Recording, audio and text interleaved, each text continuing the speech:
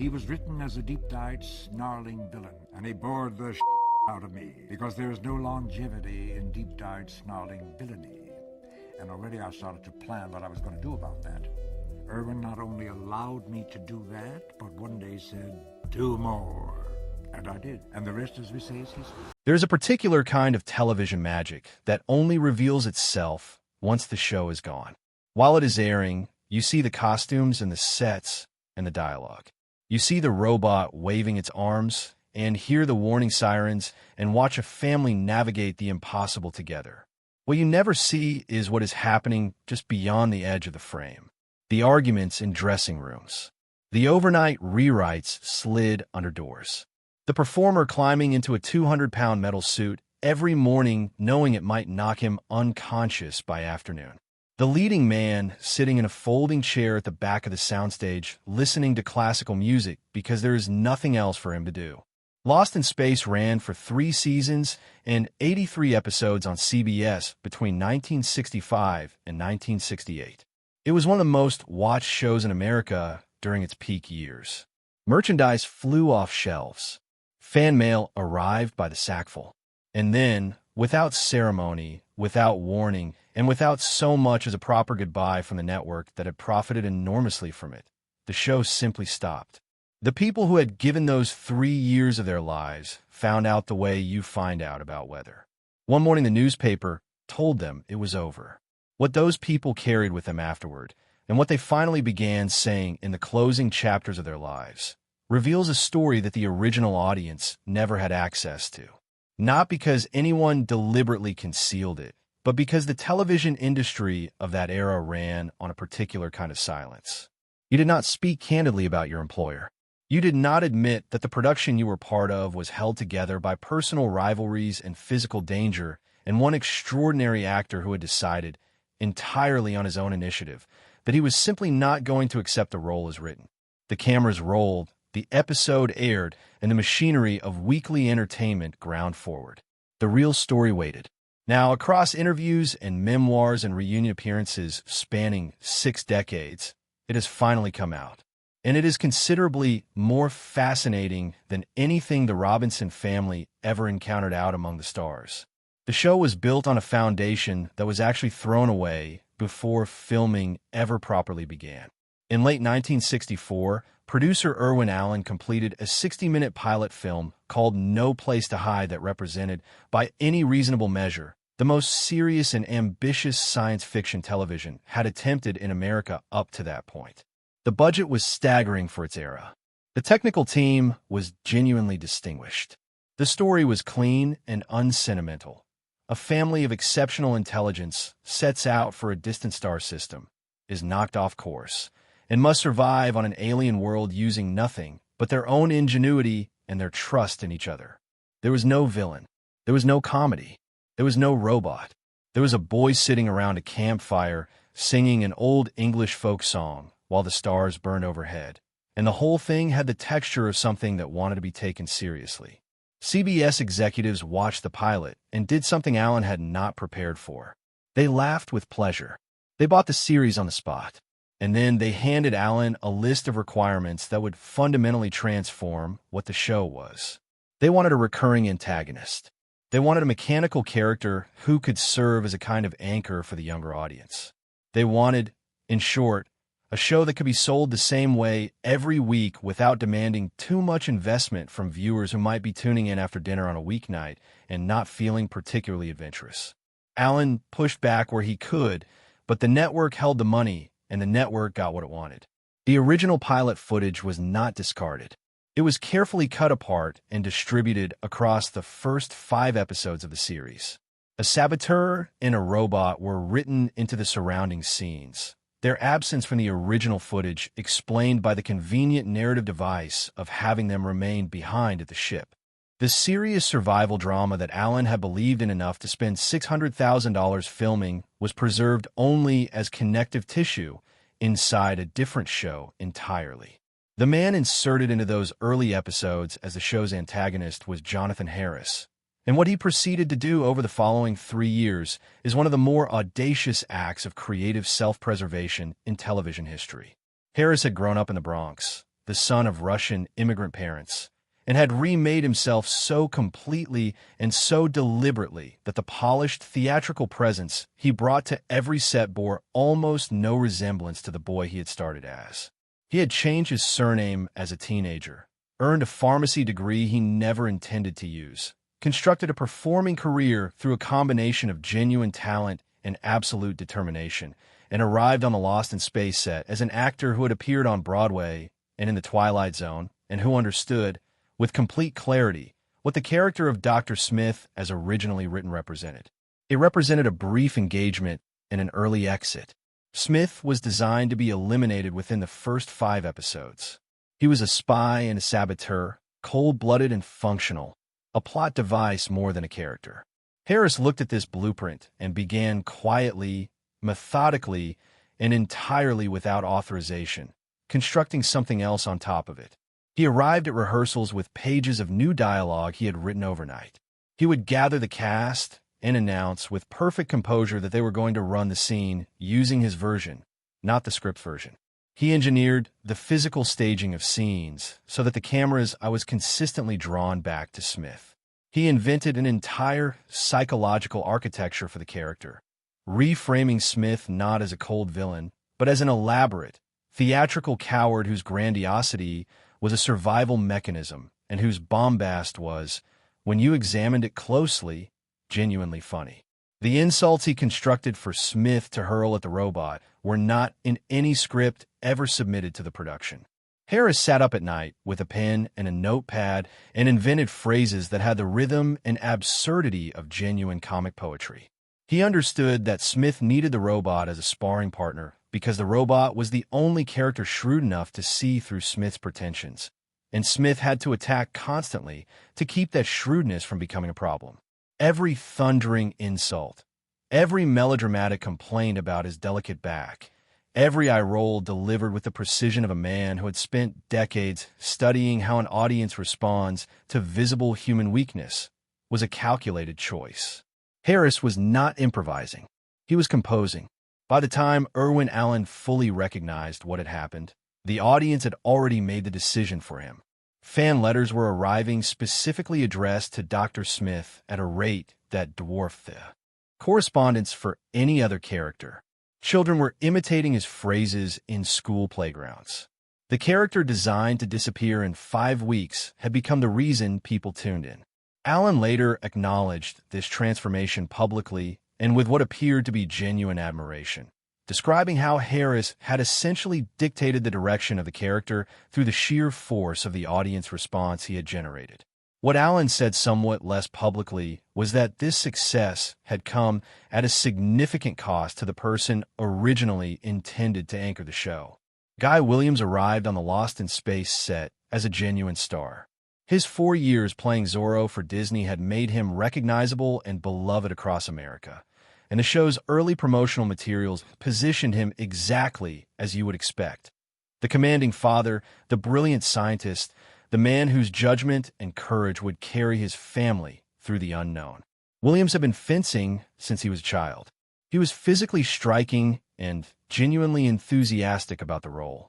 The first season gave him material worthy of that enthusiasm, and the merchandise generated in the show's early months suggested that the network's confidence in him as an anchor had been well placed. Then the gravity of the Dr. Smith phenomenon began its slow, steady pull. Screen time shifted.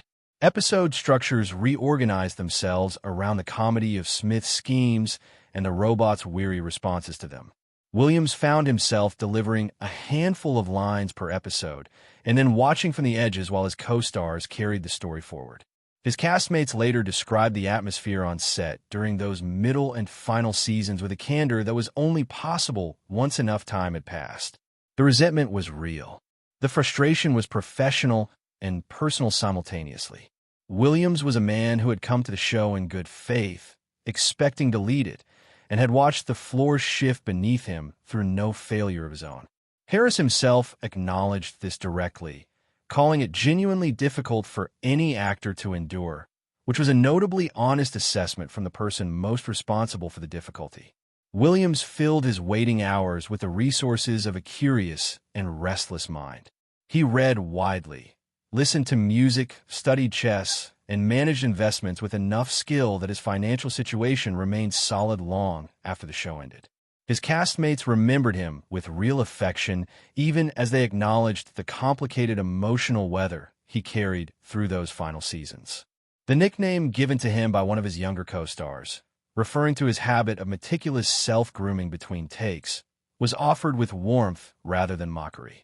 It was the portrait of a man channeling his frustration into anything that kept him occupied and away from the version of himself that might have expressed it less constructively. After cancellation, Williams found that Hollywood had moved on in the way Hollywood moves on, which is to say completely and without ceremony. The work dried up. He relocated, eventually settling in Argentina, where Zorro had achieved the status of a genuine cultural institution. The reception he received there was so dramatically different from his experience in America that it constituted a kind of alternative ending to a career that had seemed to stall. The Argentine government provided him with comfortable accommodations. The wife of a sitting president invited him to perform at state events. He was recognized everywhere and treated with the warmth of a country that had grown up with his image and had not forgotten what it meant to them. He spent more than 2 decades living that life on the other side of the world, and when he died in May of 1989, he was discovered alone in his Buenos Aires apartment after friends had gone several days without hearing from him. The interval between his death and its discovery was approximately a week. He had been living without the kind of daily human contact that would have made his absence immediately apparent, in an era before the technology existed to close those distances instantly. The man who was supposed to lead the most prominent science fiction family on American television died undiscovered and alone in a country that valued him enormously, while the country that had employed him had largely forgotten he existed. The person whose physical suffering during the production was most completely invisible to the audience was a man the audience never saw at all. Bob May had not come to the Lost in Space audition with any particular intention of landing the role he landed. He was at the studio for an unrelated purpose when Alan's team redirected him to try on the robot suit. The audition had no artistic component. It was purely physiological. If the suit fit and the performer could move inside it plausibly, the job was his. May climbed in, made it through the session, climbed back out, and discovered he was bleeding from places where the metal interior had made contact with his skin. He accepted the role. The suit weighed roughly 200 pounds. The studio lights that were necessary for filming raised the temperature inside the costume to levels that would have been considered a workplace hazard in almost any other context. May later described the experience of working inside it as something between a sauna and a slow endurance test. On at least 2 occasions during the production run, he lost consciousness inside the suit and had to be extracted by crew members who only realized something was wrong when the robot stopped moving. The production's response to these incidents was to continue filming. There was a schedule. There was a budget.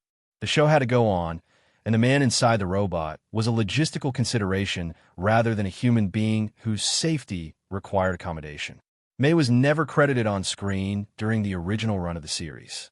Not once, across all 3 seasons and all 83 episodes, did his name appear in the credits of the show his physical performance had helped make beloved. This had practical consequences beyond the absence of recognition. Credit structures in the television industry of that era were directly tied to residual payments and the financial rewards that accumulate when a show enters syndication and generates ongoing licensing income. May and his wife lived modestly for decades, in circumstances that bore no relationship to the global affection that the character he had inhabited continued to generate. In 2008, a wildfire destroyed their home. 2 months after that loss, May died of heart failure.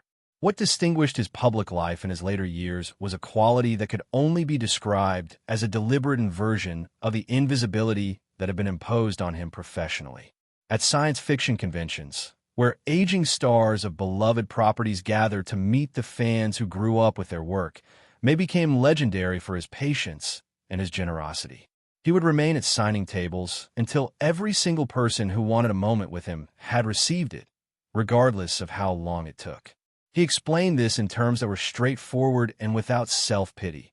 No fan who had come to see him was going to be turned away or made to feel that their affection was an inconvenience. A man who had spent 3 years being made invisible inside a machine chose, in the portion of his life when he could make his own decisions, to make sure that no one who sought him out ever felt invisible in return. The end of the show itself was handled with a carelessness that the cast members who survived long enough to speak about it freely described with a mixture of resignation and disbelief. CBS offered a 4th season conditional on a budget reduction. Allen declined. The network announced cancellation in February of 1968. June Lockhart, who had played the Robinson family's mother with a warmth and intelligence that anchored the show's emotional center across all 3 seasons, learned about it from a small item in the entertainment section of her morning newspaper. There was no call from the network. There was no meeting with a producer. There was no acknowledgement that 3 years of sustained work from a full cast and crew had just been terminated. The newspaper told her, and that was the entirety of the farewell CBS had prepared. The final episode left the Robinson family stranded exactly where they had always been, still searching, still not home, entirely unaware that there was no next week coming. No finale was written or filmed because the production did not know it needed one. The show simply stopped mid-journey, the way a sentence stops when someone puts down a pen in the middle of a word and walks out of the room. What happened to the people involved over the following decades resists any simple narrative of bitterness or recovery, because neither of those words quite captures what actually occurred. Harris continued working with the energy and precision of a man who had never once considered slowing down, lending his voice to animated films and children's television, and eventually returning, in altered form, to the character he had made his own over the course of 3 seasons. Mark Goddard, who had played the ship's pilot and who had been privately warned that the show might be difficult to escape professionally, eventually left the industry behind and built a second career as an educator, working with children who required specialized support. The work was quieter and less visible than anything he had done on television, and by his own account, considerably more meaningful. The 3 Robinson children who were still alive as recently as early 2026, Bill Mumy and Angela Cartwright and Marta Kristen, have continued to find their way back to each other across the decades in a manner that suggests the bonds formed on that soundstage were not merely professional. Mumy and Cartwright, who grew up side by side through their entire adolescence on the Lost in Space set, shared a closeness that matured through various forms over the years and settled into a friendship of genuine depth and duration. They have written together, appeared together, and been photographed together laughing in ways that suggest the shared experience of having grown up inside that strange and difficult and ultimately remarkable production left a mark that 60 years of ordinary life did not erase. The Netflix reboot that aired from 2018 to 2021 found a way to honor what had come before that was both elegant and affectionate. The rebooted antagonist was given a name that combined the first names of Lockhart and Harris, a quiet acknowledgement from writers who understood what those 2 people had contributed to the original. Mumy appeared in the pilot episode. Cartwright appeared in the 2nd season. And Lockhart, at the age of 96, provided her voice for the series, carrying into a new century the warmth and precision that had made her the emotional center of the show in the first place. She died in October of 2025 at 100 years old, peacefully, having lived long enough to see what she had been part of be canceled and derided, and then slowly, persistently recognized as something that had genuinely mattered. She had never made her peace with learning about the cancellation from a